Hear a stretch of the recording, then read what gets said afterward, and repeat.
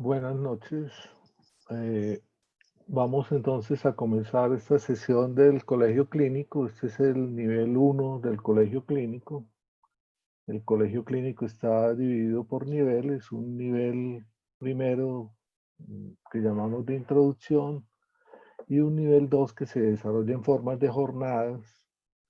Eh, ya tuvimos una jornada pasada hace 15 días y vamos a tener otra jornada en este mes de junio acerca del cuerpo y el psicoanálisis. Los esperamos entonces también en ese nivel 2.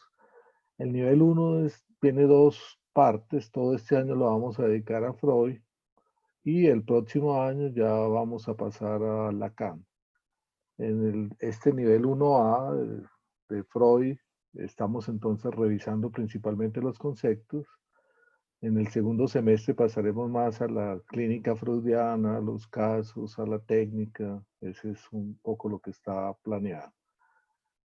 Eh, Vamos entonces a continuar. Vamos a trabajar hoy dos conceptos fundamentales del psicoanálisis, como los llamó Lacan, que son la transferencia y la repetición.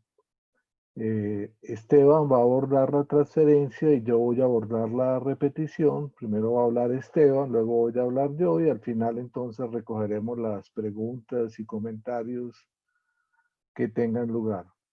Entonces le doy la palabra a Esteban. Vale, buenas noches. Buenas noches. Vamos a hacer un trabajo hoy sobre lo inconsciente. Entonces, lo titulé El inconsciente freudiano. Bien, este trabajo del inconsciente lo realizo en una época donde nos encontramos encerrados, aislados y sin contacto social. Y aún así, nuestro inconsciente sigue manifestándose. Emails sin nada adentro, desnudos enviados a destinatarios equivocados, olvidos de clases virtuales, inhibiciones para escribir, ansiedad por futuros distópicos, micrófonos sin silenciar durante actividades sexuales en clases virtuales, sueños angustiantes, transferencias desbocadas, fantasías conspirativas son parte del repertorio actual de los sujetos dentro de un mundo que parece haberse detenido. Sin embargo, el mundo psíquico no. Los síntomas están a flor de piel y las llamadas al psicoanálisis están en auge. Las sesiones aumentan, las personas llaman a pedir consulta, la televisión alienta a pedir ayuda terapéutica y se sienten autorizados a ponerle freno al sufrimiento de su alma. Libros digitales sobre Freud se empezaron a compartir muchos más. Se abrieron foros y videos del psicoanálisis, incluso salió una serie de Netflix.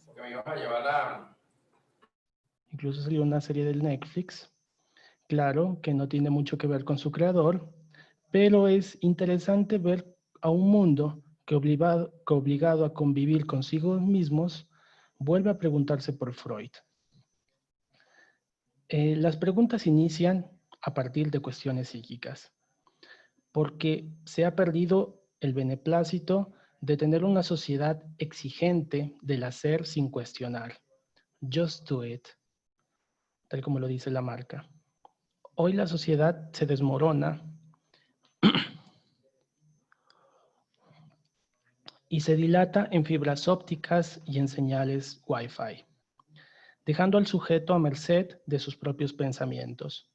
Creo personalmente que este ha sido el golpe más duro, estar con su propio psiquismo, sin viajes, sin cruceros, sin amores pasajeros, la soledad de uno mismo. Pero como al inconsciente no se le puede pedir que desaparezca cuando no conviene, de la misma forma, el inconsciente históricamente ha estado desde el mundo griego. No lo inventó Freud, fue señalado indistintamente como una fuerza en discordia como algo oculto del sujeto, como una parte del ser desconocida, como una sombra entrometida. Tanto la filosofía como incipientes trabajos psiquiátricos hablaron del inconsciente mucho antes de Freud y de la existencia del psicoanálisis. Pero efectivamente, nadie sabía qué hacer con eso, salvo enfermar, morirse, quemar gente, me refiero a las brujas, sufrir, reprocharse, etc. Sin embargo, Freud le va a dar una explicación y va a dar una forma de tratamiento. Freud nombra psicoanálisis a este inédito y nuevo tratamiento el 30 de marzo de 1896, bautizando a su procedimiento, leo, de investigación y curación de fenómenos psíquicos. Tras haber probado muchos de otros métodos curativos como hipnosis, hidroterapia, sugestión, magnetismo, electroterapia, entre otros, el avance más significativo de Freud recae en constituir al inconsciente freudiano como un elemento clave para el estudio de los procesos psíquicos y sus manifestaciones. Ya no se contará solo con la subjetividad consciente, sino también con la inconsciente. Esto implicó una ruptura epistemológica radical con la concepción de la época sobre el psiquismo, que estaba reducido a mecanismos conscientes y fenómenos fisiológicos. Esa era la psicología de Wundt.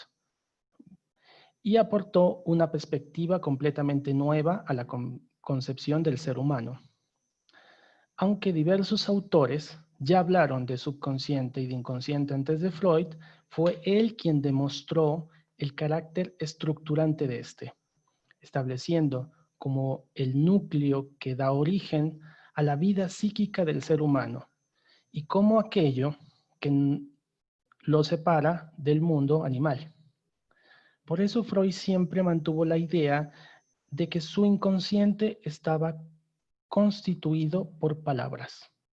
En interpretación de los sueños se puede encontrar muchos ejemplos de que soñar con una habitación era soñar con una mujer, por la cercanía lingüística entre las palabras mujer y habitación en alemán. De la misma forma que soñar con un mantel era simbólicamente soñar con un hombre. ¿Qué tenían en común un hombre y un mantel? Que las palabras en alemán eran sonoramente similares. Sin embargo, Freud no utilizó la lingüística para hacer avanzar su campo.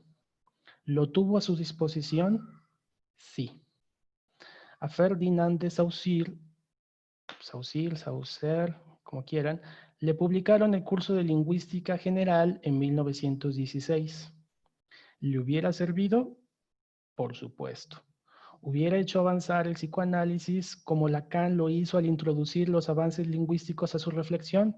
Totalmente. ¿Lo hizo? No. Incluso Freud analizó al hijo de Saussure, que se llama Raymond de Saussure. ¿Y cómo se analiza a alguien desde la lógica de Freud sin enterarse del trabajo del padre? Y luego, incluso Raymond de Saussure se volvió psicoanalista y publicó trabajos de psicoanálisis utilizando también el trabajo de su padre. ¿Y tuvo relevancia? No mucha. ¿Qué utilizó entonces Freud? Freud utiliza la física, la medicina y la teoría darwiniana de su época para hacer avanzar su campo. Por ahí que la afirmación de que Freud no tuvo a su disposición la lingüística es históricamente incorrecta. ¿Sí? Ahora, el psicoanálisis, volviendo al tema, abrió una nueva concepción del ser humano y de su subjetividad, distinta a la de la filosofía clásica, que consideraba al individuo como un sujeto de conciencia, de conocimiento, de la maestría y control de la voluntad. Por ello, se puede hablar de un antes y un después de Freud. Freud lo decía bien en Inhibición, Síntoma y Angustia. Leo.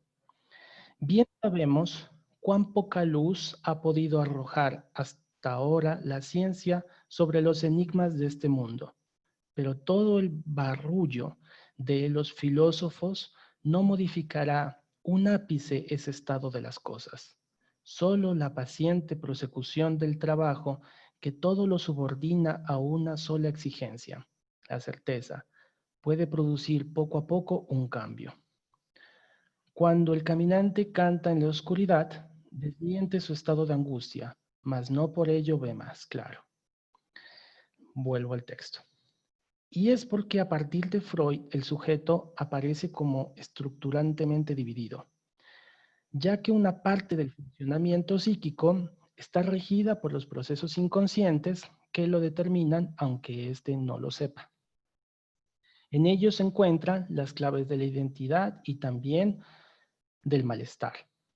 Este saber inconsciente del que el sujeto mismo está separado funciona como una estructura interna que está dentro del sujeto, que lo habita y que constituye el núcleo de lo más íntimo del sujeto.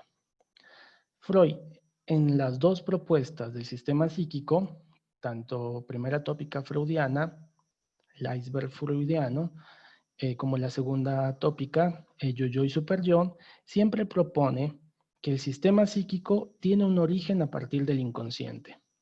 Entonces, lo inconsciente es primero, fundamento de las demás instancias psíquicas que se erigen como defensa o efecto del inconsciente. Por ahí podemos ver la importancia capital que tiene el concepto de inconsciente para el psicoanálisis, porque todo su edificio teórico está construido a partir de la escucha de los analizantes. Un cuerpo de conocimientos elaborado a partir de la práctica y puesto en cuestión desde ella. Se ha dicho muchas veces que el psicoanálisis no es una ciencia. Sin embargo, Freud tuvo la valentía. Se ha dicho muchas veces que el psicoanálisis no es una ciencia. Sin embargo, Freud tuvo la valentía y la ética de propiciar una práctica ética que surge y desafía a partir de lo que escucha, dejándose sorprender y cuestionar por aquello a lo que no tiene una respuesta preestablecida. Por eso, las formaciones del inconsciente, porque el inconsciente no se escucha de manera directa y pura, sino que es a partir de manifestaciones que son actos fallidos, sueños, ciertos síntomas, chistes, olvidos y lapsus. Son elementos que son desechados por otras prácticas. No les interesa estos elementos a otras prácticas y por lo tanto también desechan la subjetividad que con ella manifiestan. Y es ese el sujeto que el psicoanálisis rescata, el desechado por la ciencia, producido en el acto de decirle qué pensar, cómo sentir y cómo comportarse. El psicoanálisis, en vez de desecharlo, le dio un espacio. Supo ponerle un espacio para hacer hablar el sufrimiento de las histéricas, esas grandes enfermas de principios del siglo que le susurraron al oído a Freud el Talking Cure, y cuya sintomatología tan rara produjo un rigor investigativo que permite ir enfrentando los enigmas que se va encontrando, porque nada estaba preestablecido. Pero aprendiendo a dejar en suspenso el sentido y soportando la impotencia que representaba no tener respuestas inmediatas, que esto me parece que es realmente una ganancia impresionante, ¿no? Suspender el sentido. Porque al dejar en suspenso el sentido inmediato, se dejó enseñar por esas mujeres sin cerrar el asunto, sin cerrar con soluciones simplistas los interrogantes que ellas planteaban. Cuestionó el saber médico de su época, el que obtuvo por su formación neurológica, y aceptó el reto de sus propias contradicciones y de su propio desconocimiento, produciendo un método riguroso de la investigación de la vida psíquica. El saber inconsciente siempre es mal acogido. Por ahí que cada semestre hay algún estudiante al que cuando yo le doy clases, no le gusta la hipótesis de que el amor es inconsciente. A veces es un disgusto o también puede ser una molestia. Pero siempre hay alguien que no está de acuerdo, que piensa que su amor es voluntario y consciente. Y por eso creo que el descubrimiento freudiano también es mal acogido por estamentos oficiales y por cierta parte de la sociedad que, como Freud lo dice en Esquema del psicoanálisis, algo del sujeto resiste la hipótesis del inconsciente. Sin embargo, Freud había soñado que el psicoanálisis llegase un día a tener un lugar de prestigio al lado de otras ciencias, junto a ciencias positivas, pero a la vez sabía que su descubrimiento era subversivo y provocador, un dispositivo provocador de inspiración y resistencias. Muy temprano, en los textos pre-psicoanalíticos, Freud ya ubicaba el inconsciente del lado de la represión, siendo que lo reprimido termina alojado en el inconsciente. La primera hipótesis de Freud respecto del sistema histérico era que era el resultado de la represión de vivencias y contenidos que terminaban perturbando la organización psíquica que por un ejercicio de somatización terminaba afectando el cuerpo. Esta hipótesis demostró que el ser humano no quiere saber nada de lo reprimido.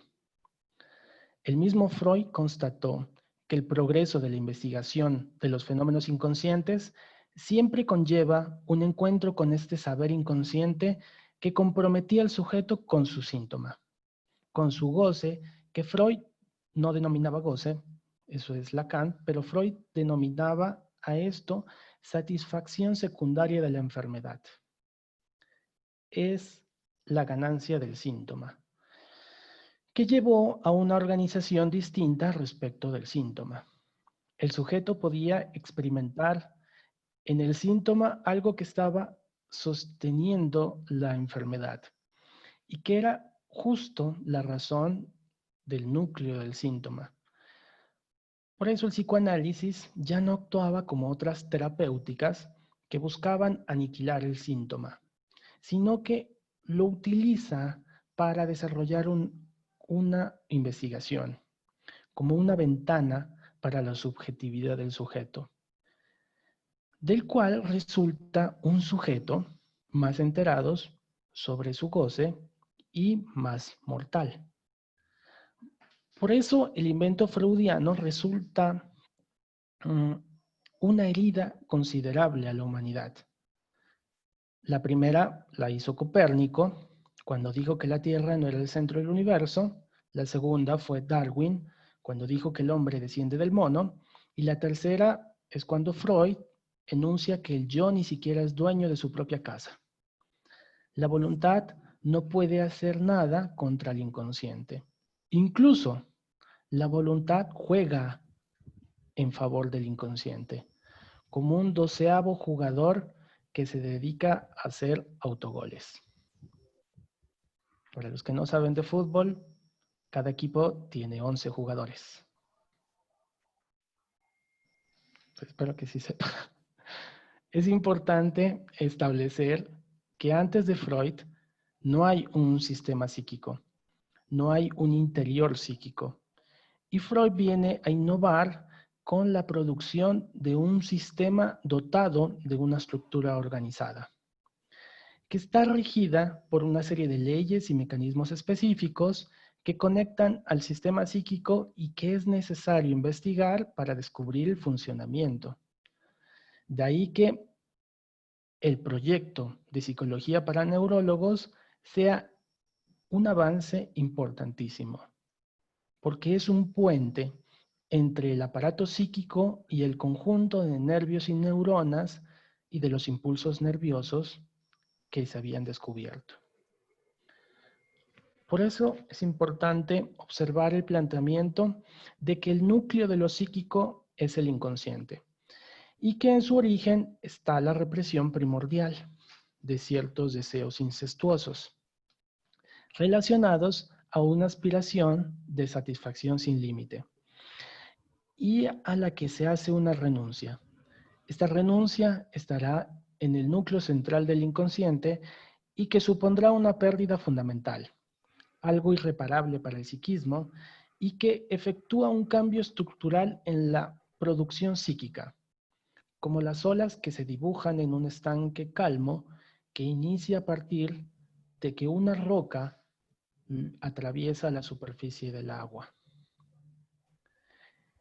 Esta estructura sistemática y conectada se extenderá a la segunda organización que propone para el sistema psíquico, cuyo funcionamiento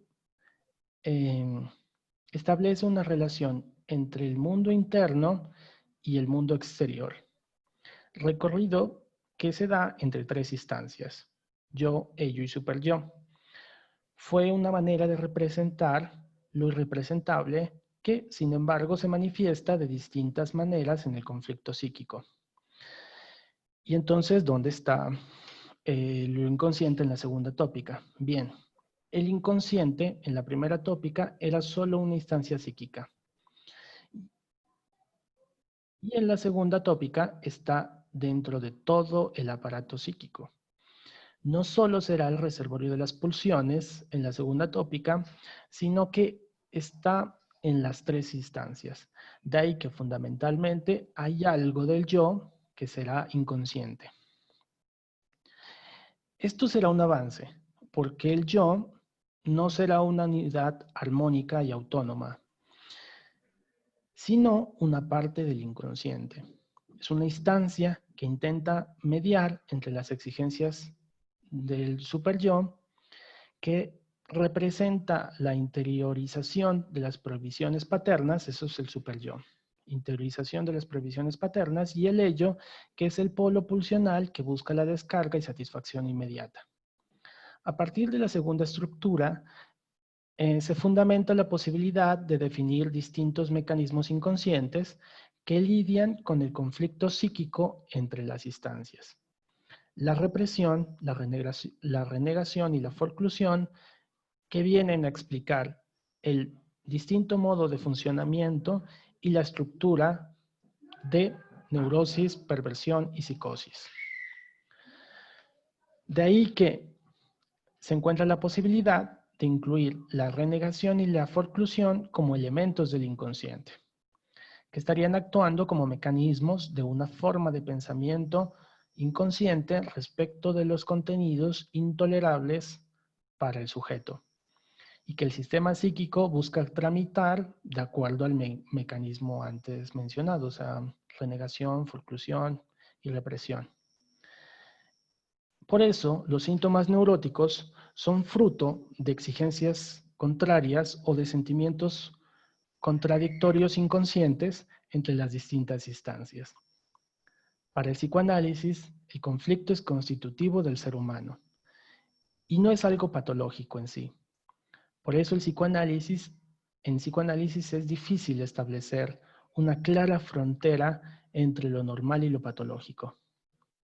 Esta cuestión tiene una clara intención ética de no juzgar y no clasificar a las personas. Pero también es porque constató que esos procesos psíquicos en juego servían para explicar muchos aspectos y actos de nuestra vida diaria. Esto no fue fácilmente admitido. La barrera que diferencia lo normal de lo patológico se venía abajo, especialmente con el texto de Freud de Psicopatología de la vida cotidiana. Texto que, como su título lo indica, es el esfuerzo de Freud de explicar cómo lo psicopatológico estaba incluido en la vida cotidiana.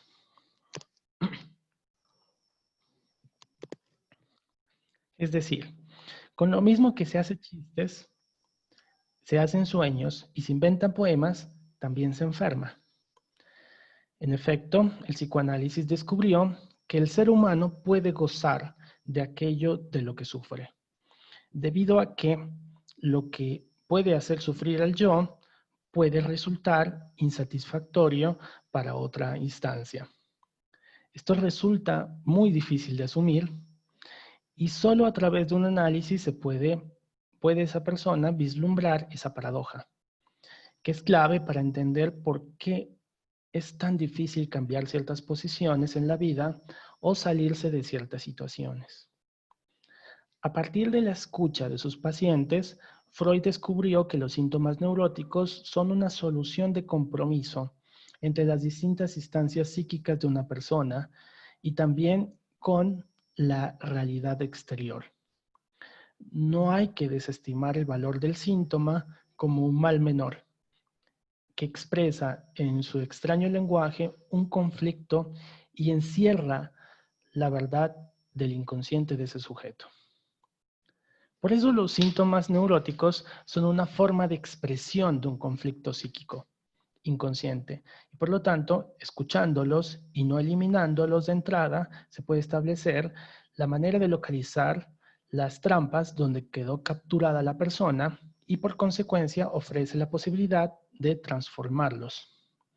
Esta transformación del síntoma es algo que ya estaba en Freud y que muestra una forma nueva de enfrentar con lo que él llamaba el ombligo del síntoma, que es una parte reticente a la elaboración del sentido y que se va a desarrollar sujeto a sujeto y que se determinará a través de sus dichos y decires.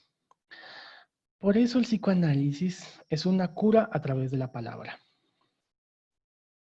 porque se brinda un escenario donde la persona irá encontrando y descubriendo sus propias formas de decir y expresar su sufrimiento. Estas formas descubiertas del decir sobre el síntoma son únicas y son producto del acuerdo intencional entre el discurso y la palabra, donde se colará la diferencia entre lo que quiere y cree decir el sujeto.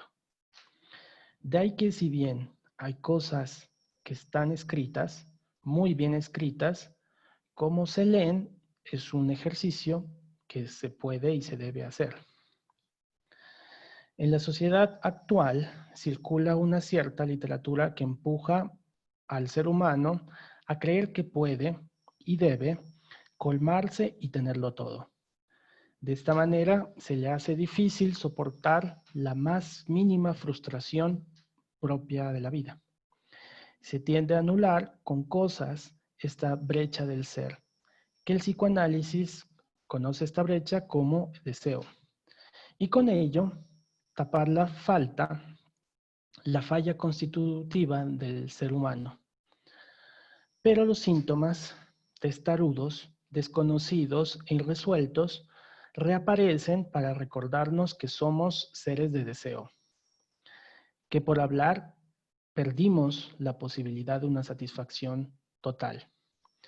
Por eso es sorprendente cómo estos sujetos se vinculan con estas prácticas con una clara perspectiva religiosa, que los colme en el ser, porque se entregan a un fanatismo absoluto, ¿sí?, que también es producto de una civilización arrojada a glorificar el éxito, donde se premia la rapidez y se castiga la duda y la reflexión.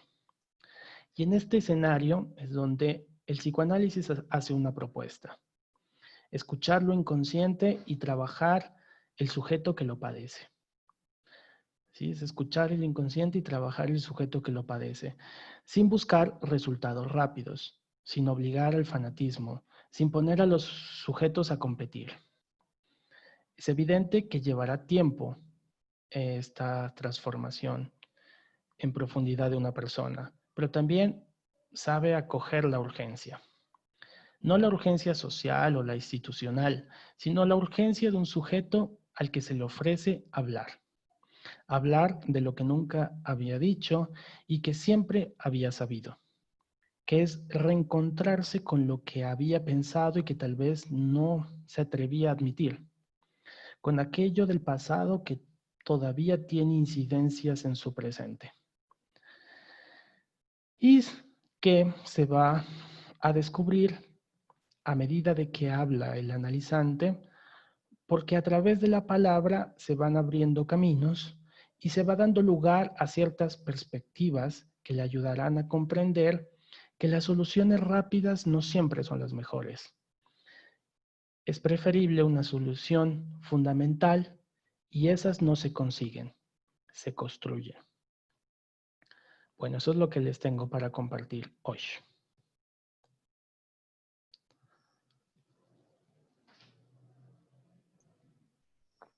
Bueno, gracias Esteban, y yo voy a dar paso a mi trabajo. Mm,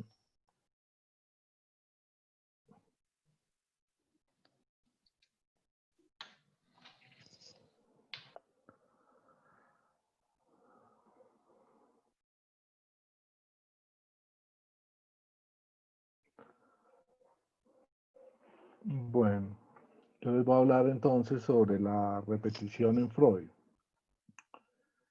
La repetición fue señalada por Lacan como uno de los 4 conceptos fundamentales del psicoanálisis.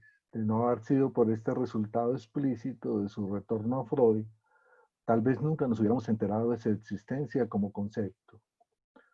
No aparece el término de repetición en el índice minucioso realizado por James Strachey en la edición inglesa de las obras completas al inglés, que la editorial Lamor Ortu ha decidido incluir en su versión al español de esta, junto con las notas del traductor, que no solo nos orientan en sus dificultades de traducción, sino que nos presenta un índice de textos y de temas invaluable en la época en que se trabajaba a punto de fichas bibliográficas y ninguna ayuda digital.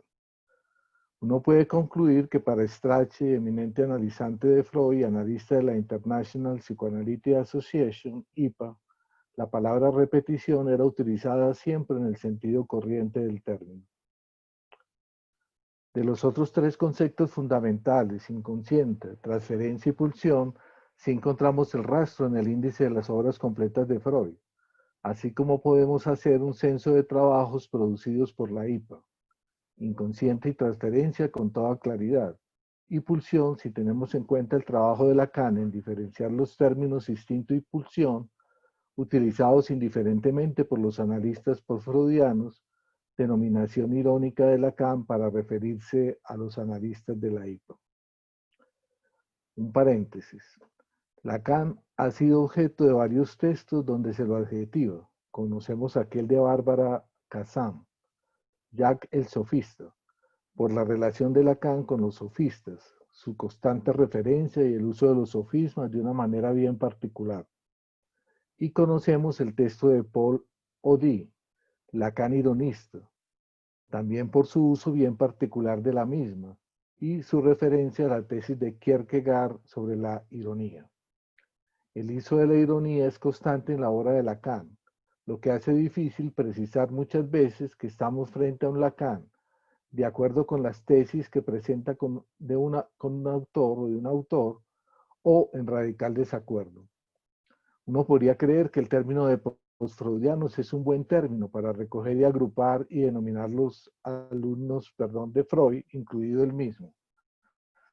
Pero se dejaría engañar por la ironía, pues él nunca se incluiría en esta denominación, en razón de que la denominación de postfreudiano arrastra la ironía de aquellos que siguieron a Freud en la serie, pero donde el post marca la diferencia, en donde ellos fueron tan lejos de Freud que ya no tienen nada que ver con él. Mientras que él, Lacan, permanece en una lectura a la letra de Freud, en su llamado retorno a Freud. No traigo un ejemplo de lo difícil que es descifrar si Lacan afirma o reprueba una tesis presentada por otro autor. Hay que ser cuidadoso de leerlo a la letra y contextualizar sus afirmaciones con relación al momento de Lacan y el lugar ocupado por esa referencia en su obra. El concepto de repetición y su lugar en psicoanálisis está asegurado entonces en la vertiente lacaniana, pero absolutamente ignorado en la vertiente postfreudiana, siendo uno de los 4 conceptos fundamentales extraídos por Lacan de la obra freudiana.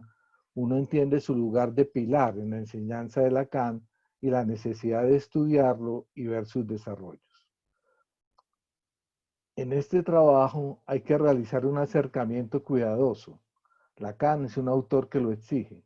Cada día me convenzo más que están equivocados quienes afirman que todo Lacan está en Freud y viceversa.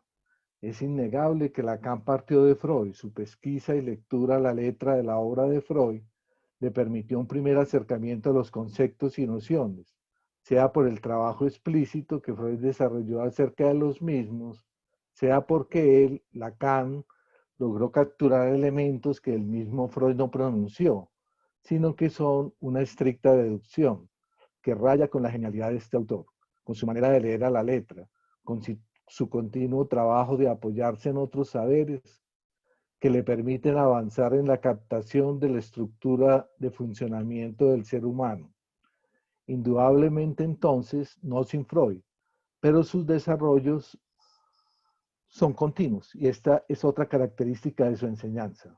Los cambios que se van produciendo a medida que avanza, el enriquecimiento con nuevos elementos agregados o el abandono y paso a otra cosa, cuando sus desarrollos le demuestran que algo quedó obsoleto y que no puede quedarse pegado en el tiempo y añorando las viejas nociones. El problema es que Lacan no nos anuncia sus cambios muchas veces radicales, deja a cargo del lector deducirlos. Ustedes dirán que si mi trabajo está enmarcado por una dirección en el colegio clínico, que es un primer nivel limitado a Freud, ¿por qué estoy hablando de Lacan? Este concepto de repetición muestra a las claras que los abordajes del uno y del otro son inseparables y entiende uno más las palabras de Lacan en el llamado Seminario de Caracas. Sean ustedes lacanianos, yo soy freudiano. Si Lacan no hubiese extraído la repetición de la obra freudiana y elevada a concepto, si no lo hubiese nombrado como tal vez como Strache, no hubiésemos notado su existencia. Tanto Freud como Lacan en su formulación no son estáticos, son cambiantes.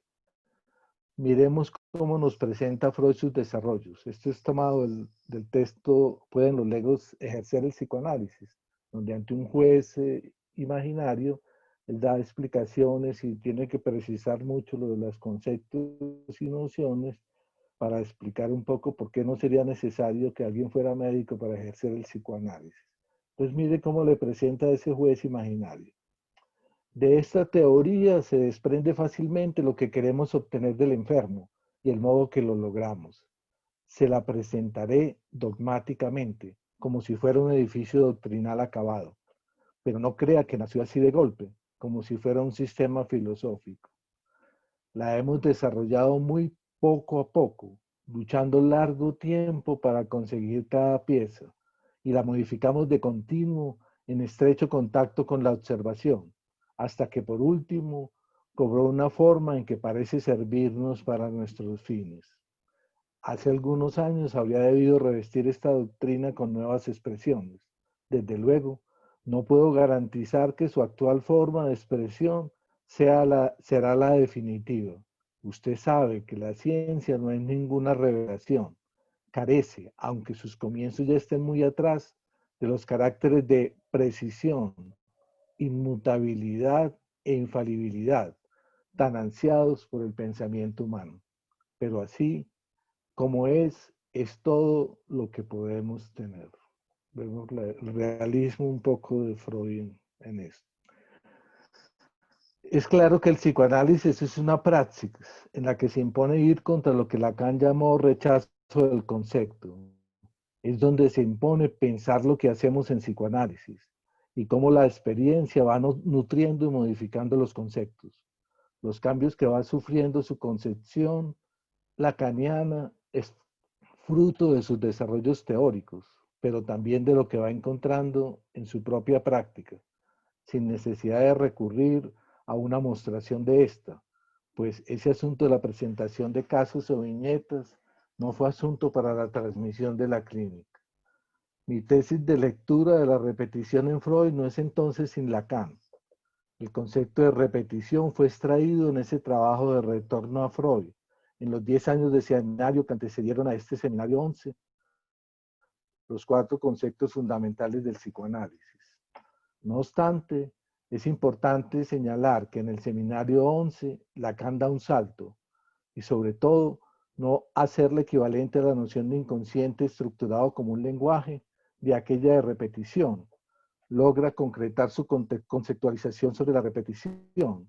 Creo que este salto no es más que lo que señala en su seminario, dice Lacan. Es decir, si el concepto se modela en una aproximación a la realidad, a una realidad que está hecha para captar, no es más que por un salto, un paso al límite, que él acaba por realizarse, que desde entonces consideramos que somos requeridos en cierto modo. Tenemos el deber de decir algo de eso en lo que puede acabar, diré, bajo la forma de la cantidad finita, la elaboración que se llama el inconsciente. Asimismo, para la repetición. Si hacemos un censo de la manera como Lacan abordaba la repetición en los años anteriores a 1964, es un trabajo centrado en la repetición, en su relación con el inconsciente estructurado como un lenguaje, es decir, la vertiente que Lacan va a llamar con Aristóteles de la física como el automatón de la repetición, es decir, la insistencia significante. Yo diría que este acercamiento de Lacan es problemático, pues homologa la repetición del inconsciente y que finalmente el seminario 11 debe separarlas. Creo que es un poco nuestra tendencia a pensar las cosas en términos binarios. Así como el inconsciente es toda una parte de inconsciente estructurado como un lenguaje y otra parte de inconsciente real, nuevamente lo moebiano, la repetición es dos caras. No es que la insistencia de los significantes no sea repetición, es que solo es una sola cara de la misma moneda. Y no solo eso, es que lo uno no es sin lo otro. Podríamos decir también con esto que uno no se encuentra con lo real en la praxis analítica, sino con el despliegue del inconsciente estructurado como un lenguaje, siguiendo la única regla analítica fundamental del psicoanálisis, la asociación libre. Entonces, yo diría más bien que tenía que prepararnos el terreno presentándonos primero uno de los componentes, el lado automatón, insistencia significante, para en el seminario 11 resaltar el otro lado de la banda de Moebius, el lado tiqué, el lado de encuentro fallido con lo real. Donde encuentra Lacan este concepto de Freud es en el texto Recordar, Repetir y Reelaborar de 1914, donde Freud señala, si nos atenemos al signo distintivo de esta técnica respecto del tipo anterior, podemos decir que el analizado no recuerda en general nada del olvidado y reprimido, sino que lo actúa. No lo reproduce como recuerdo, sino como acción. Lo repite sin saber desde luego que lo hace. Yo leo este apartado así. Podríamos definir la repetición como lo que se actúa en la medida en que no puede pasar a las palabras, siendo esta actuación de naturaleza inconsciente. Es un hecho estructural propio de la nueva técnica de la asociación libre, y es que todo no pasa por las palabras, lo que se escabulle al pensamiento, que es una definición de lo real. No estoy de acuerdo con Colette Soler en sus dos textos seminarios, La repetición en la experiencia analítica, seminario 1991-1992 en la AMP, y en su seminario repetido, La repetición en la experiencia analítica, seminario 2009-2010. Afirme allí, resulta evidente que en 1914 Freud no formuló nada que implique lo real, solamente constató el límite de la rememoración y el paso a la hieren. O también otra cosa que dice ella, es una presencia del pasado que el sujeto ignora, se está refiriendo a la repetición, una presencia del pasado ignorada por el sujeto y que solo aparece en actos, que es otra forma, dice ella, de retorno de lo reprimido, que Freud mismo dice no aporta nada de nuevo y que está incorporada a la economía del principio del placer. Incluso en un texto un poco anterior, el acting out en la cuna, señala que acting out es el término utilizado por Strachey para referirse al ayer en freudiano, es decir, a lo que estaba incluido en la repetición como el acto. Y que out, nos dice Soler, no es fuera del campo de la transferencia, ni fuera del consultorio del analista, que más bien out quiere decir fuera de la esfera de los recuerdos, fuera de la esfera de lo que se dice.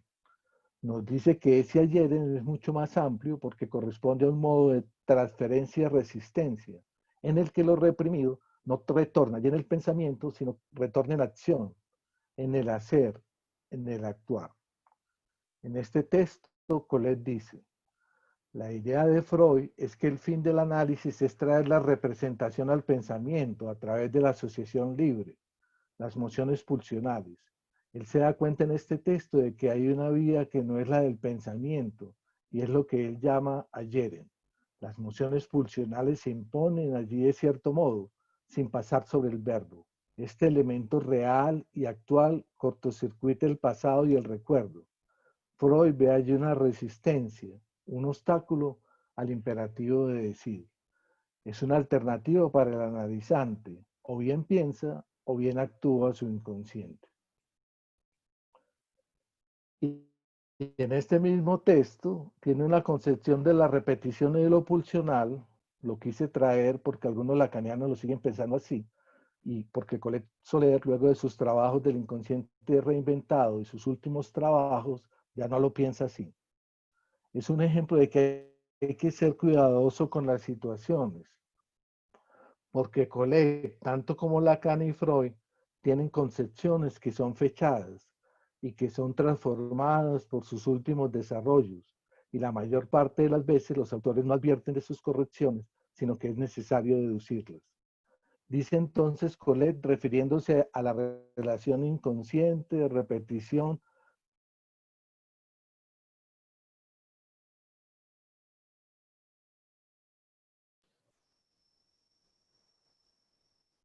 Se quedó un momento la señal.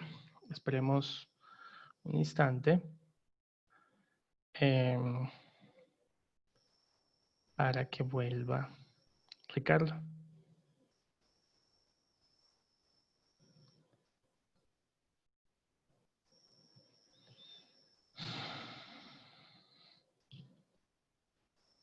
Sí, es un daño en toda la casa. Esperemos un momento.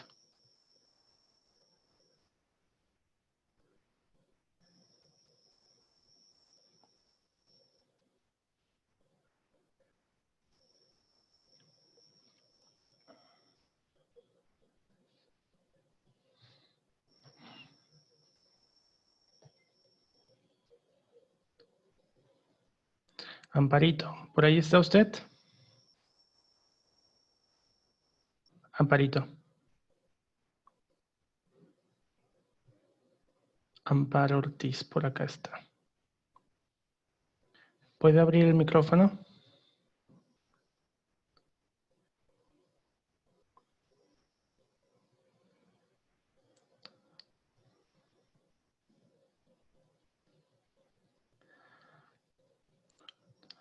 Hola Beatriz, se les cayó la señal.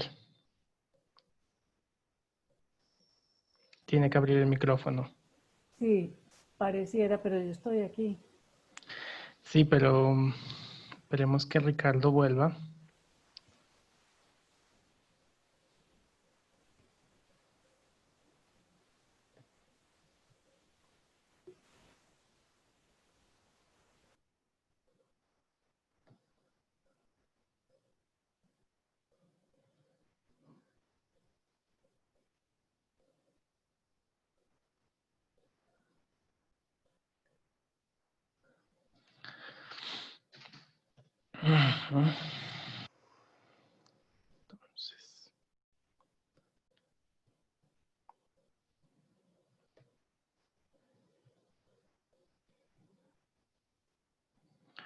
Entonces, por aquí está Beatriz también. Bueno, se cayó la señal aquí en la casa. ¿Están escuchando? Sí, lo escuchamos ya.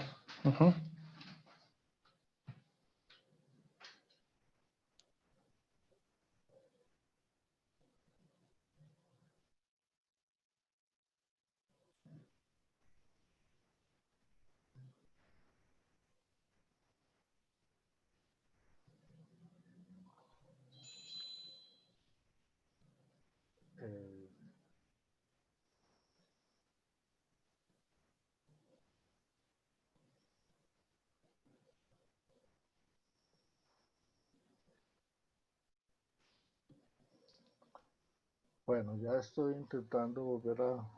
Qué pena con ustedes, se fue la señal. Ah,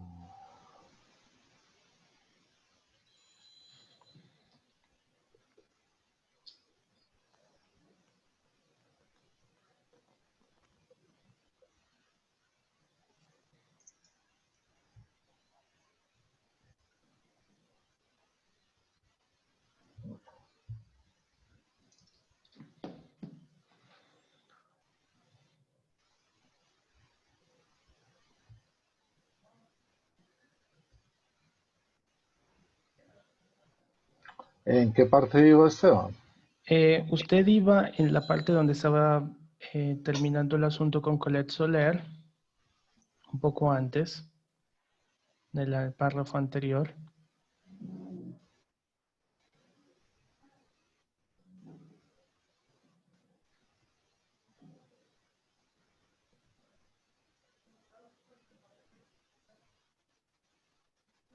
Eh, Ahí estamos viendo otro texto que es comentario de texto de Freud completo. ah, pero te voy a cerrar ese porque yo estoy mirando otro entonces. Sí, estamos viendo comentario de texto de Freud completo.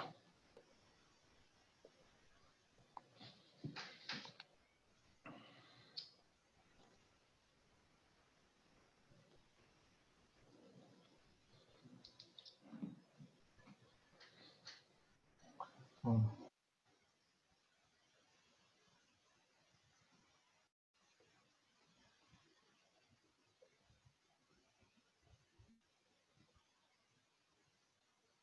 y ahora sí.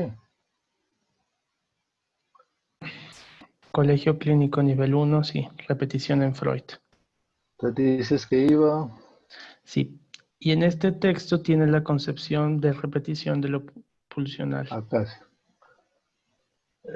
Estaba en la concepción de Colette Soler, ¿cierto? Sí.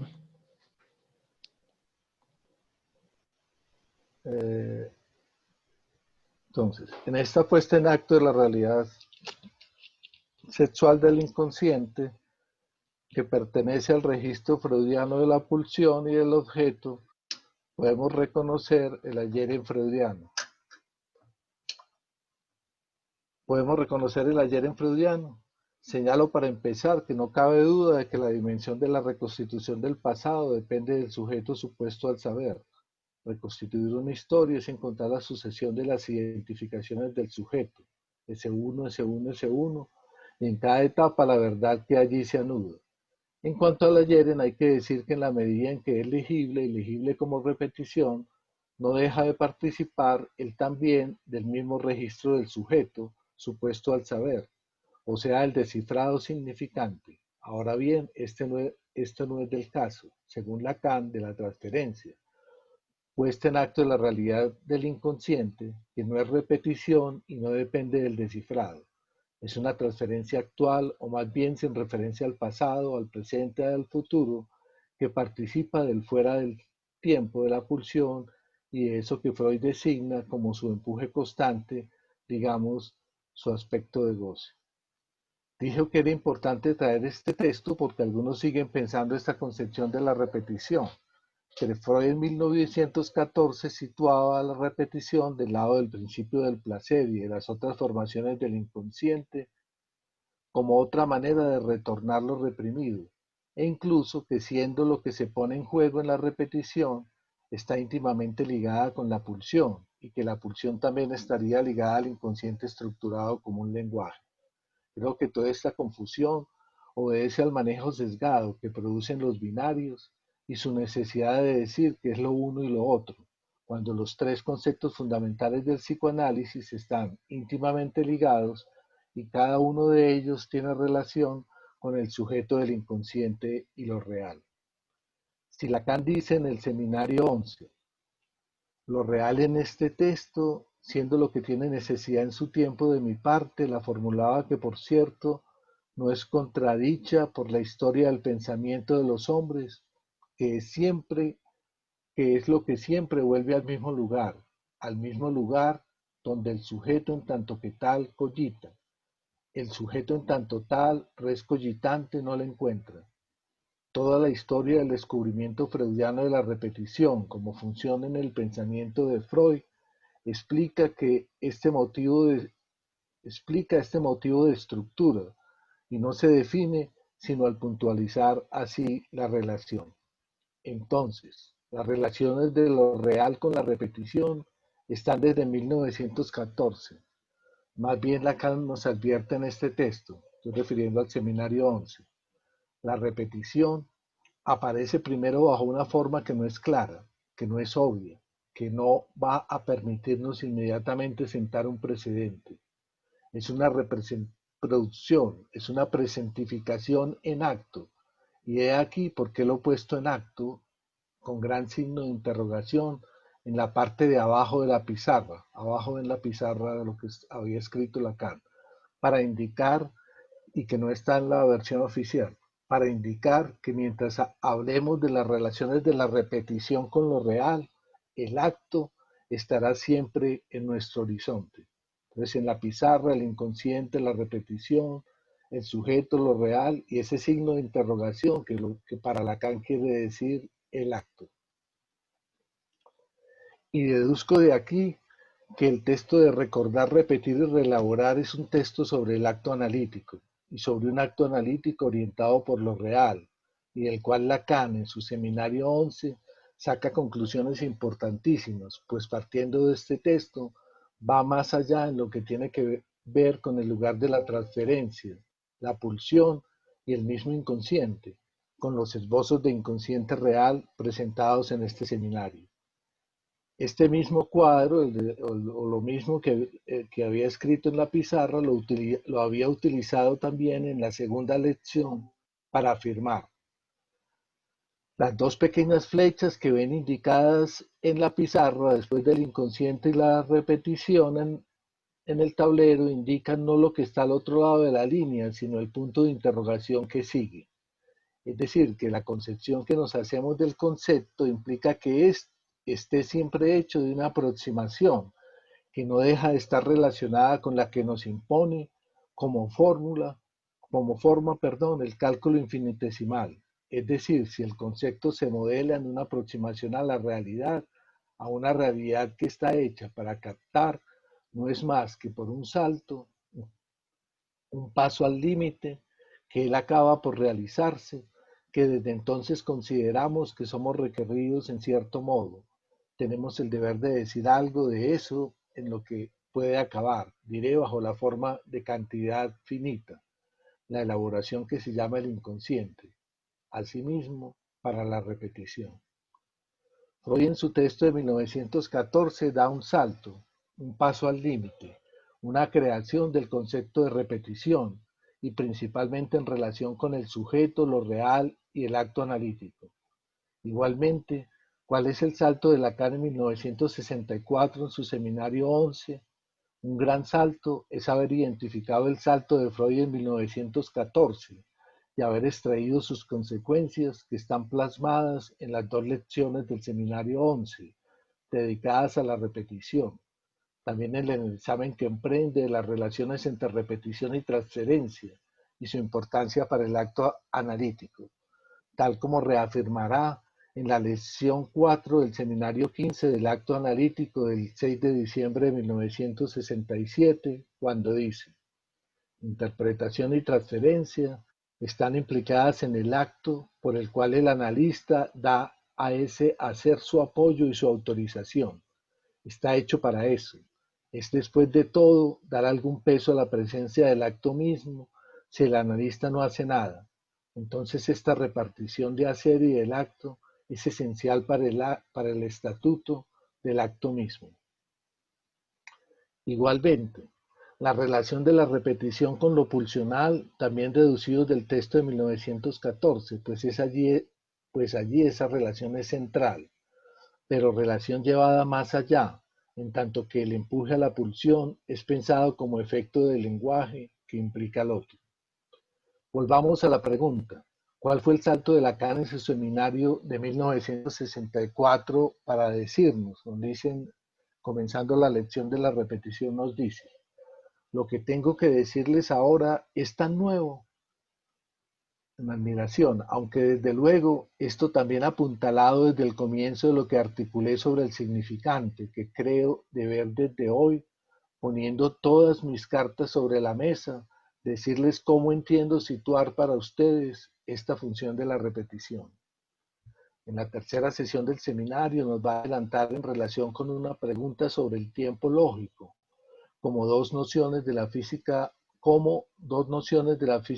aristotélica, automatón y Tiquet, ayudan a resolver el asunto de la función de la repetición, y nos advierte que Freud lo logró resolver en un segundo tiempo, elaborando la función de la repetición.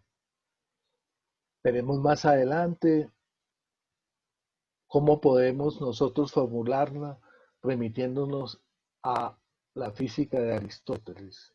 Hasta ahí Lacan. Digamos que Freud transita siempre, como lo dijo antes, en la repetición por los caminos de lo real, aunque como nos señala aquí Lacan, sin resolver bien los asuntos de su función, que solo logra en un segundo tiempo. ¿A qué segundo tiempo se refiere Lacan?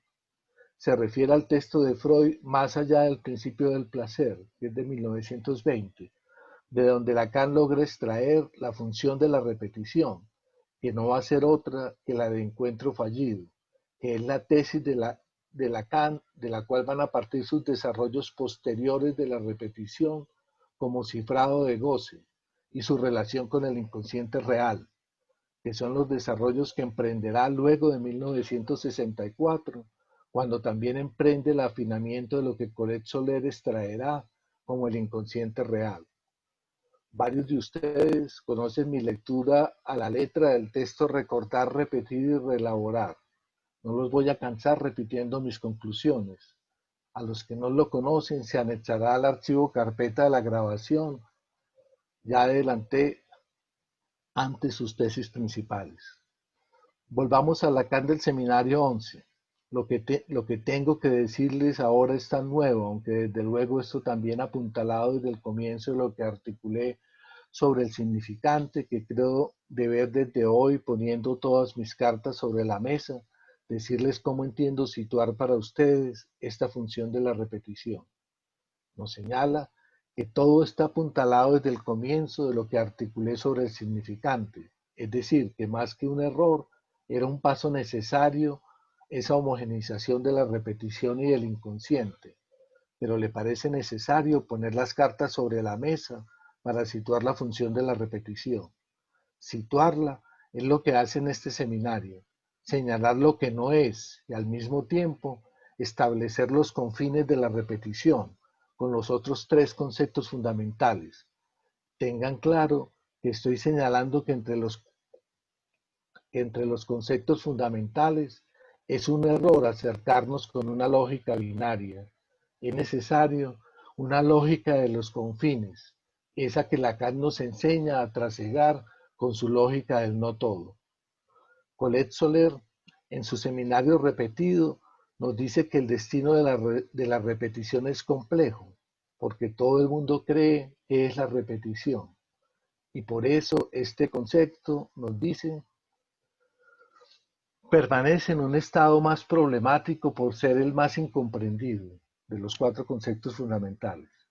Es curioso porque también es la noción más popular, tal vez junto a la pulsión, aunque de manera confusa. Se habla de la repetición por todas partes. En primer lugar, en la historia, donde tanto se espera conjurarla con un nunca más. En la ciencia económica también. ¿Acaso una crisis repite otra? En la vida amorosa va de suyo, desde el momento en que se constata, y es algo que está al alcance de todos, que el asunto falla para cada uno siempre de la misma forma. Se la convoca también entre las generaciones, donde la reiteración pasa por todo tipo de resoluciones para no ser como mi padre, no ser como mi madre, etc.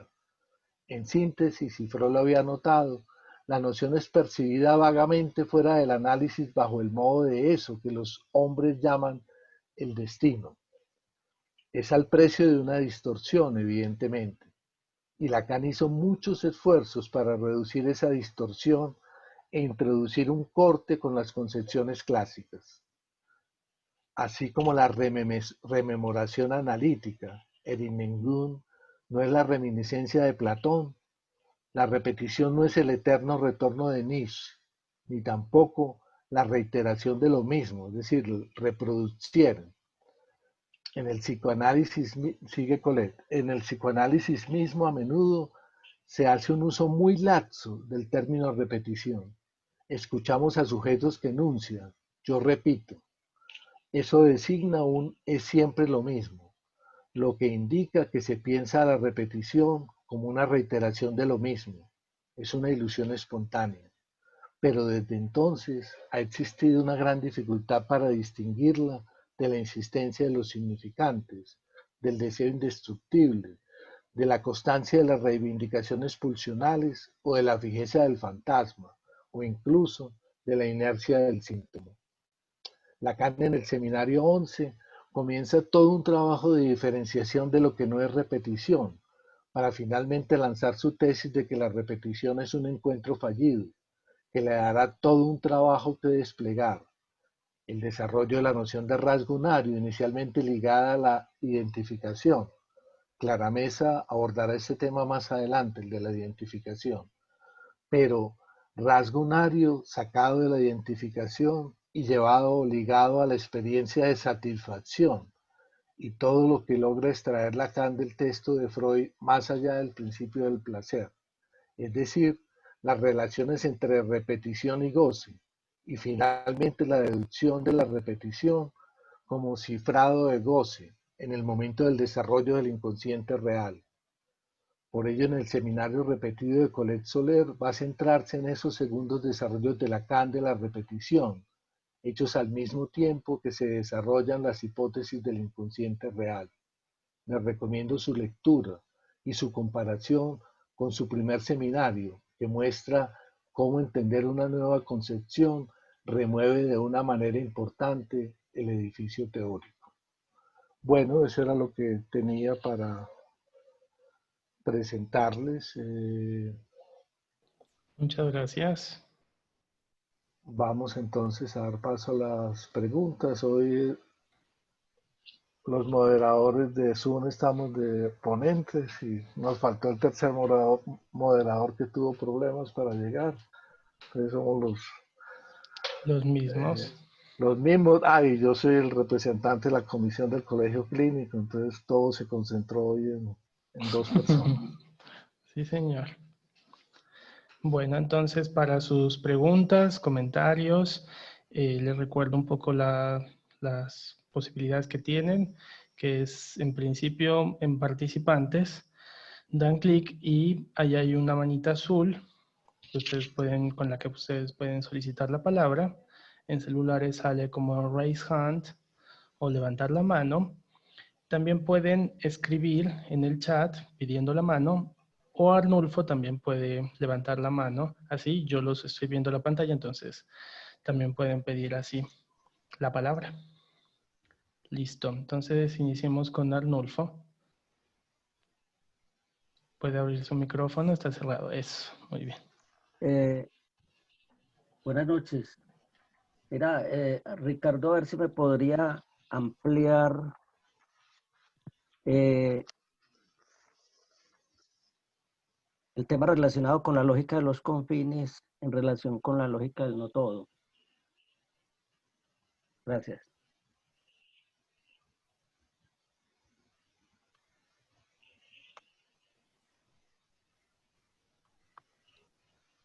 Bien, ¿hay más preguntas?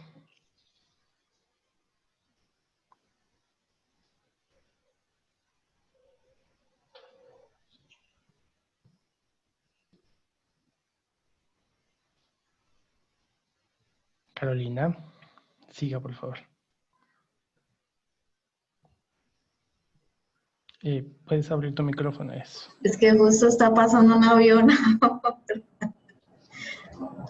Espérate un momento. No, te escuchamos bien. ¿Sí? Sí. Bueno, buenas noches. Mi pregunta es para Ricardo, porque justamente nosotros en la escuela aquí en Brasil hicimos una mesa de lectura sobre la repetición. Yo llegué un poco tarde, pero llegué a la hora de leer hasta cierto punto a Colette sobre la repetición en la experiencia analítica, pero medio que llegamos a ciertas conclusiones no, pero discutían mucho la cuestión de diferenciar en cuanto a los términos de reproducción y repetición. Y recuerdo que hasta cierto momento llegábamos como a la idea de para conseguir diferenciarlos, pensar en la repetición como un evento en el que se produciría algo nuevo en el sujeto, a diferencia de la reproducción. Pero después de escuchar su lectura, pues me gustaría un poco que si usted pudiese ampliar un poco más esa diferencia. Gracias. Listo. Pues hasta ahora tenemos eso nomás. Por el chat tenemos a alguien. Álvaro Salazar, buenas noches, gracias por la presentación. Quisiera que Ricardo ampliara ese concepto de encuentro fallido al que llega Lacan para exponer su descubrimiento de repetición.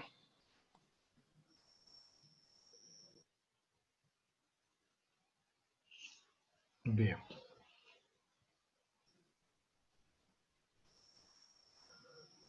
Y tenemos a Santiago también, Mora, que dice, pusiste ejemplos de lo que comúnmente se entiende por repetición, que sería reiteración.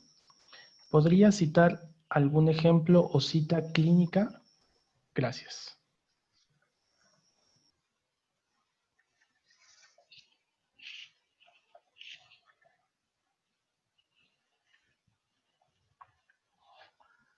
Bien, voy a comenzar entonces por la pregunta de Arnulfo.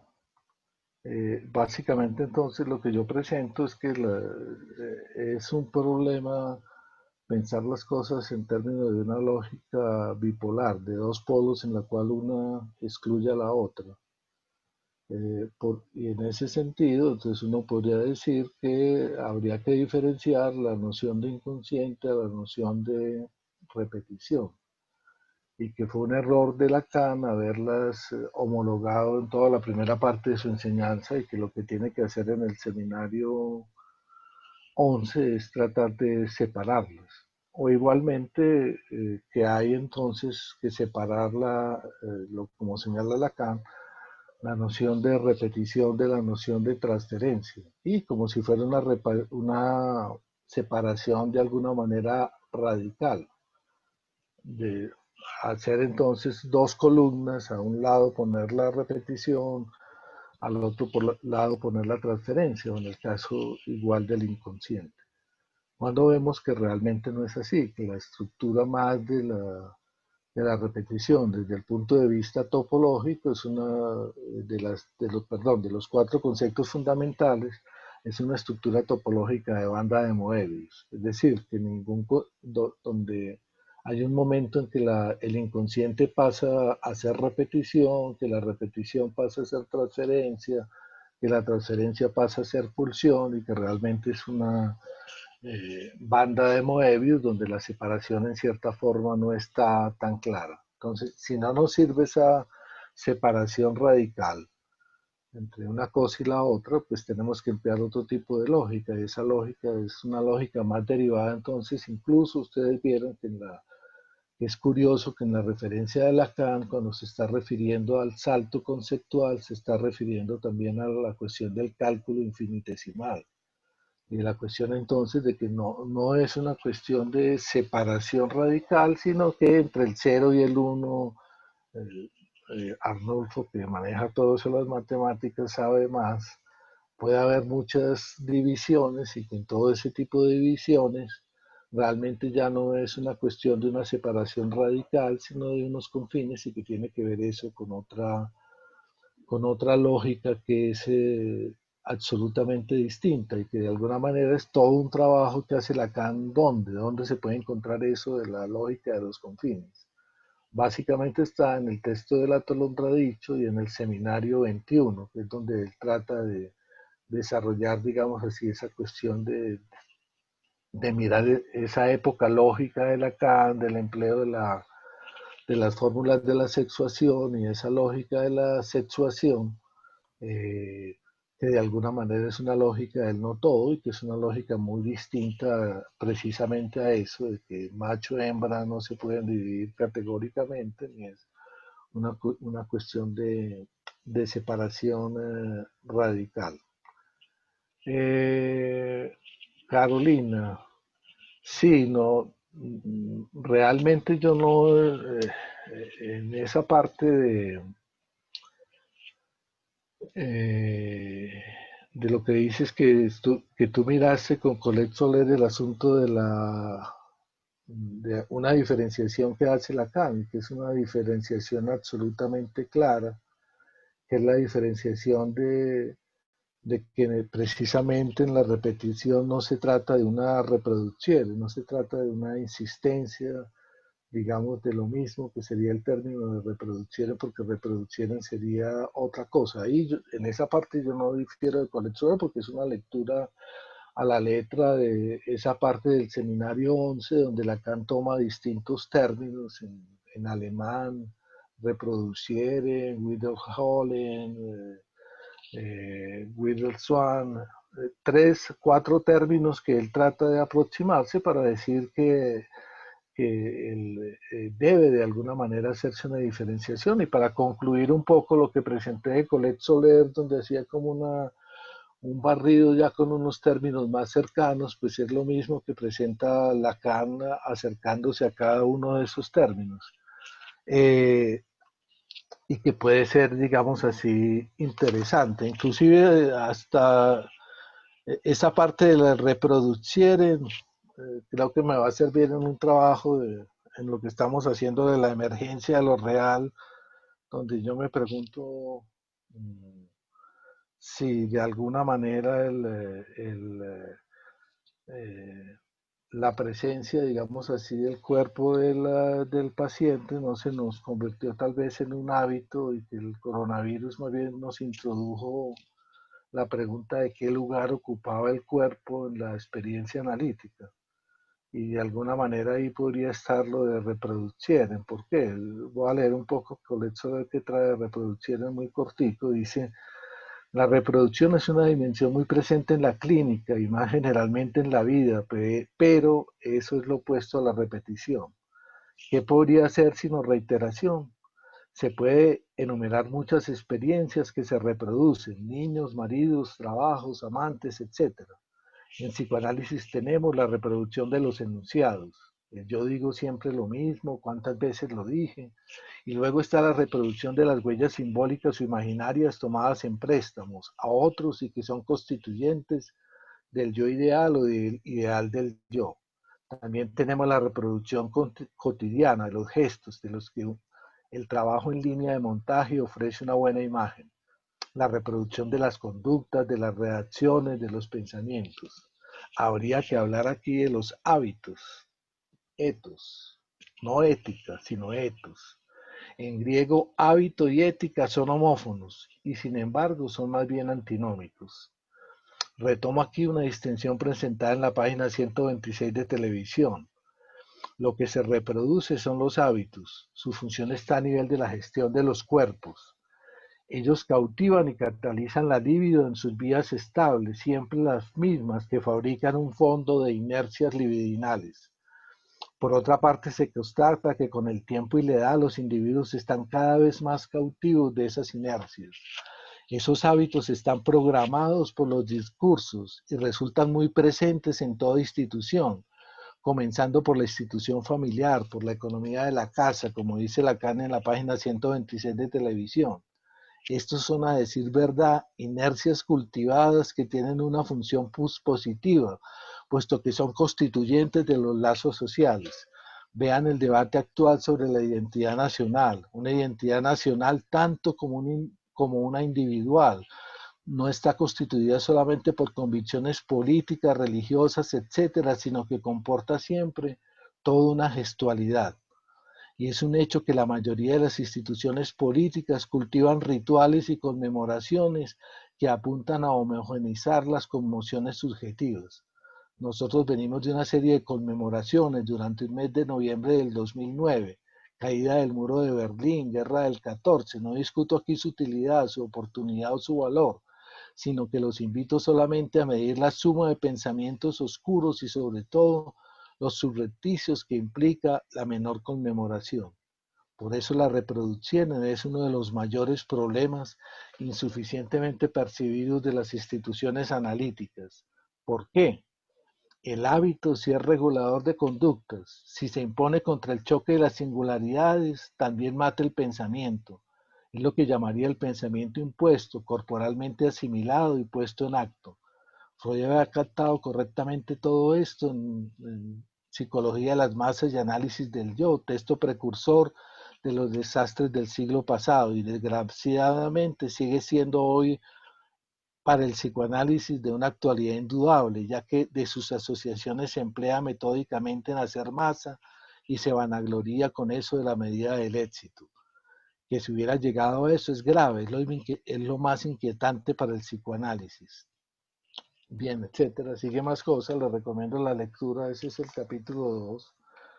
Lo que me parece interesante es eso, de cómo de alguna manera en el reproducieren está la cuestión del hábito, de las costumbres, de quizás en ese sentido les decía que estaba pensando un poco si el diván y el consultorio no se nos volvió y toda la parafernalia de la entrada, la salida, la observación de todos los movimientos, de todo lo que ridiculizó de alguna manera Meltzer cuando hizo un setting totalmente encuadrado, no es de alguna manera lo que se nos hace presente que nos quitaron eso, nos quitaron de pronto tal vez un estandarte del hábitus y entonces hay muchos psicoanalistas preocupados porque las nuevas formas de continuar, digamos así, el, la demanda de los análisis pueda llevar, digamos así, a que nos convertamos entonces en una psicoterapia, como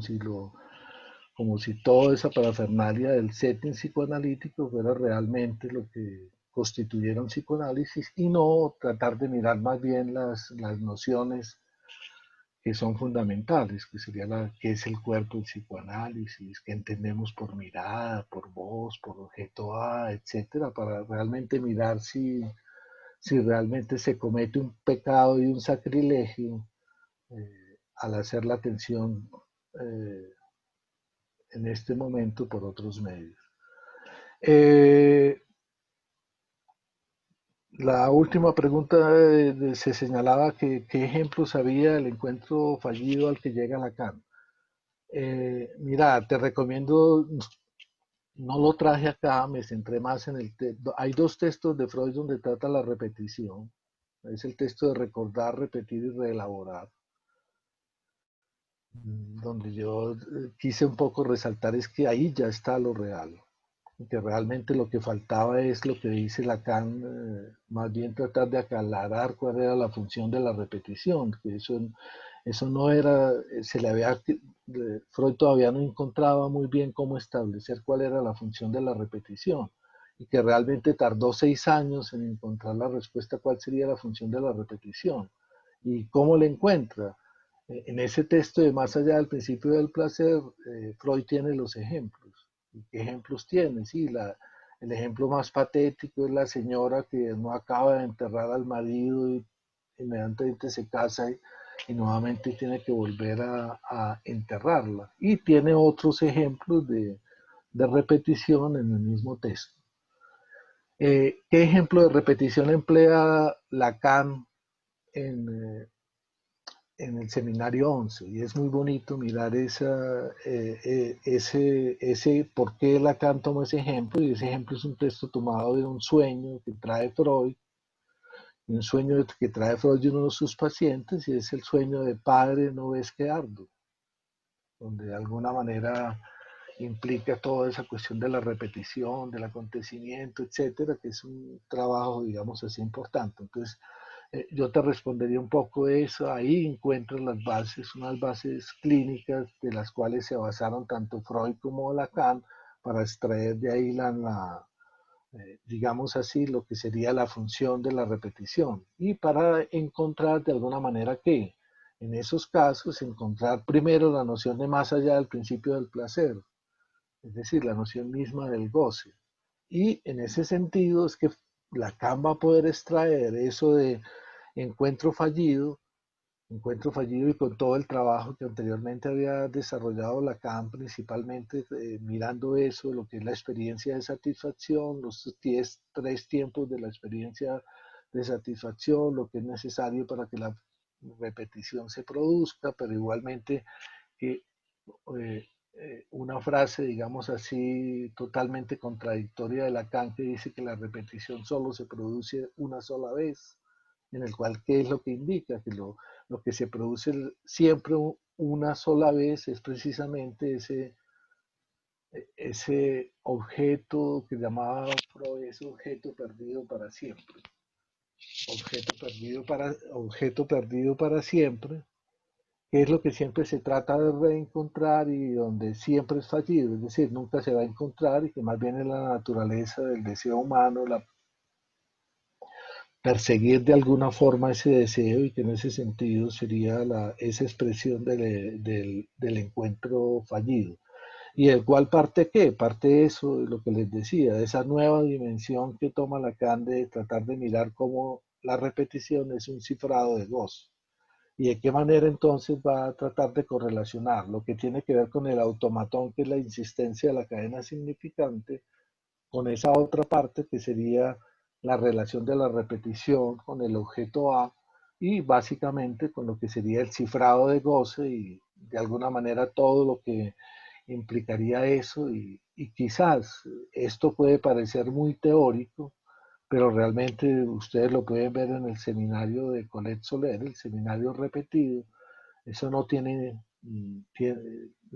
más utilidad, digamos así, clínica, porque es lo que va a marcar de alguna manera la concepción que nos podemos hacer del análisis, la manera en que se puede hacer la dirección de la cura, la manera como concebimos los finales de análisis, etcétera. Todo está marcado por esta noción, digamos así, de repetición que se vuelve central, que marca de una manera clara la diferencia entre la orientación lacaniana y la de los postrodianos.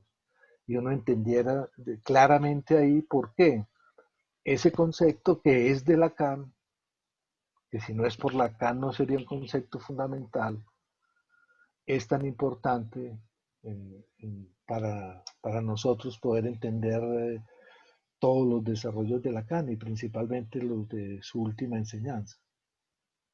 Bueno, creo que así respondía un poco. Puede que haya quedado cosas por resolver, pero bueno, esa es la idea. Todo no se puede agotar. También hubiera podido tomar otros caminos para desarrollar el texto de hoy. Es decir, hubiera podido hacer todo un desarrollo de más allá del principio del placer para mirar esa parte de la experiencia del cifrado de goce, pero no, escogí eso. Eh, en el foro de Medellín los tengo cansados de repetir una lectura a la letra dije los esbozos generales hoy, pero realmente si se quiere mirar más detenidamente todo el desarrollo que yo hago de la repetición, donde sostengo que en 1914 sí hay algo del orden de lo real, en contraposición con Colette Soler que dice que no. Eh, Planteo la tesis y trato de sostener los argumentos a través de la lectura del texto. E inclusive, quizás me ayudó el preparar el seminario de hoy para mirar algo que encontré nuevamente en Lacan, y es el asunto de la neurosis de transferencia y esa famosa frase de Lacan de que no se puede eh, llevar un análisis en ausencia y en efigie, un poco como esa cuestión de la neurosis de transferencia y cómo eso de la ausencia y en efigie, lo que marca Lacan es que eso está desde el lado del orden de lo real. Entonces, situación importante que de alguna manera también nos indicaría que, es decir, que los conceptos Lacan los toma, pero sufren toda una variación y quizás sufren también una variación en la enseñanza de Lacan, tanto el concepto de repetición como sería también el concepto de la transferencia. Es decir, la transferencia del seminario 8 no es igual a la transferencia presentada como sujeto supuesto saber en la proposición. Y tema interesante que Colette Soler desarrolla en su último libro de la palabra que estamos traduciendo, que la transferencia con la última enseñanza de Lacan es también otra cosa absolutamente distinta. Bueno, les digo eso para motivarlos cuando hayamos acabado ese trabajo de traducción, motivarlos un poco a comprar ese libro de Colette Soler de la función de la palabra que está en este momento en traducción por las ediciones del campo lacaniano, que es de la cual es una coedición de Argentina, España y Colombia.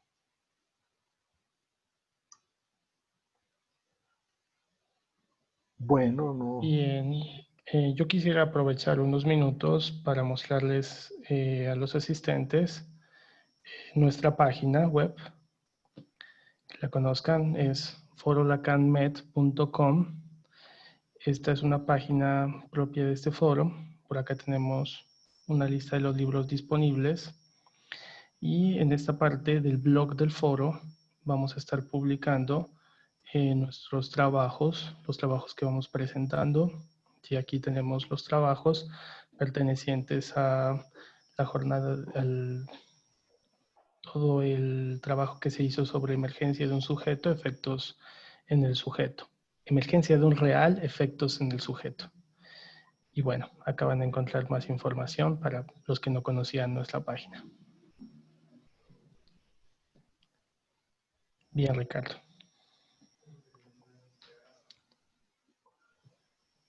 ¿Alguna otra pregunta, comentario? No estoy viendo, como estoy aquí con un computador que me tocó, no lo tenía especificado para eso, entonces no veo el chat. Entonces, ¿tú Sí, estás viendo algo en el chat? pues te agradecen en el chat. Ahorita acabo de levantar la mano la señora Estela Casanova. Ajá. Sí, muy breve porque sé que no queda mucho tiempo. Muchísimas gracias, Esteban. Gracias, Ricardo. Creo que lo que nos traes hoy, al menos para mí, esto de poder ver los cortes de los momentos de enseñanza sin dejar de vincularlos al mismo tiempo, me parece un señalamiento importante. Para mí, en términos del momento en que estoy leyendo, pues lo que me traes es preguntas y me animan, ¿no? Y al final comentaste algo en relación con este punto de la repetición, que bueno, que me quedo pensando en relación a este objeto perdido.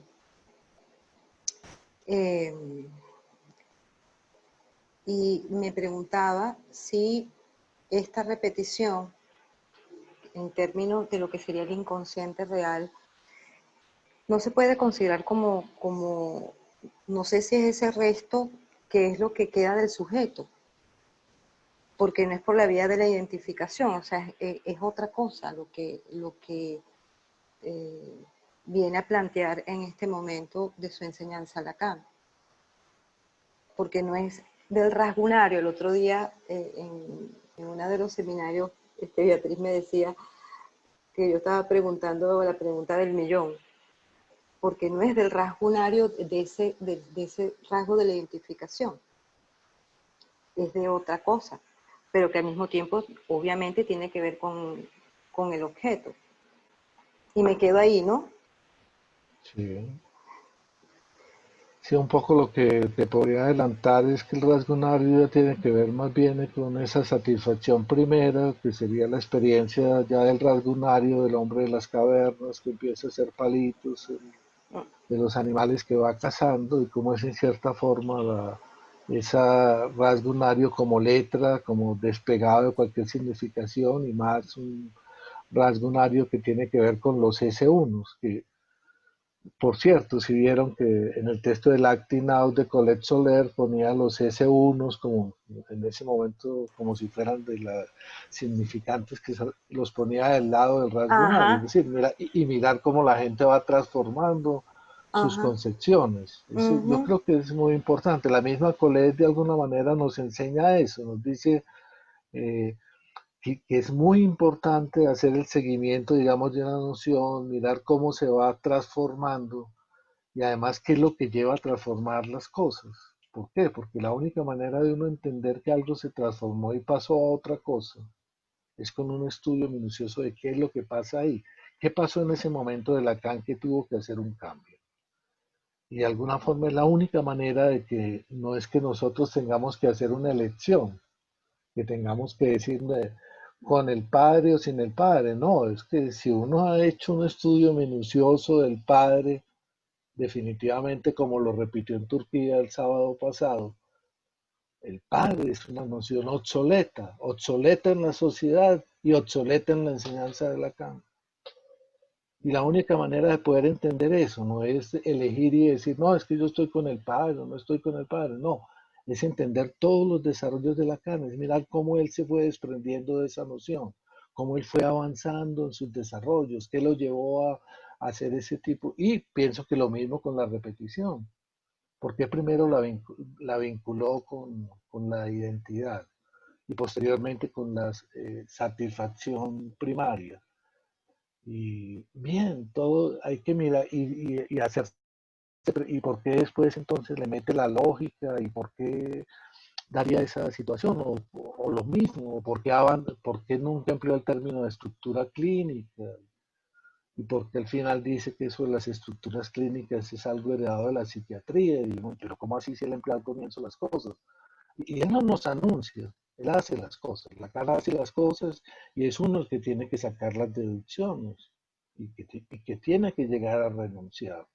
Es decir, por ejemplo, lo de las estructuras clínicas. Uno no puede seguir trabajando en una lógica de binarios cuando Lacan introdujo la lógica de los confines. Por lo tanto, las llamadas estructuras clínicas, palabra que Lacan nunca empleó, es algo obsoleto. Hay que pensar la clínica de otra manera y esa otra manera es con los nudos que él introdujo. Y un poco abandonar eso. Es que yo creo que a veces nos pegamos y yo creo que los más pegados a las estructuras son los psiquiatras. Yo soy psiquiatra de formación, pero pareciera que yo me desprendí más fácil, pero los psiquiatras son los que más insisten en que quizás por la formación médica para uno es mejor tener un diagnóstico y un diagnóstico que le oriente qué hacer desde el comienzo. Emplear un antibiótico o ciertas fórmulas que ya están preestablecidas desde el comienzo. Pero lo que uno se da cuenta es que si uno es coherente en psicoanálisis, no hay una dirección de la cura donde las cosas estén basadas de antemano porque un diagnóstico me va a decir o me va a dar una técnica de qué es lo que yo debo hacer o no hacer. No, el psicoanálisis es más amplio, ¿sí? Está dirigido más a los parletres y no a unas personas con un diagnóstico a la cual yo me voy a dirigir de una manera u otra. Y en ese sentido pienso que la oferta del psicoanálisis es la misma para psicóticos, neuróticos y perversos. No es que el uno se va a enloquecer, etcétera, no. Lo que no lo enloquece es precisamente que el psicoanálisis conserve su coherencia en la oferta y que no se pase a otra oferta que sería una oferta post-freudiana. Y una oferta con diagnóstico es una oferta post-freudiana. Es una oferta con sujeto supuesto saber incluido. No supuesto, sino sujeto efectivo saber. Yo diría eso.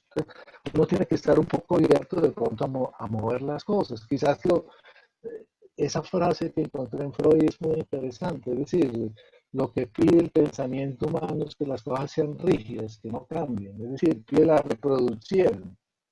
Y mírela, como perdón, Freud es una persona libre, que nos invita a que las cosas cambian, hay que transformarlas, nos tenemos que dejar enseñar por la experiencia.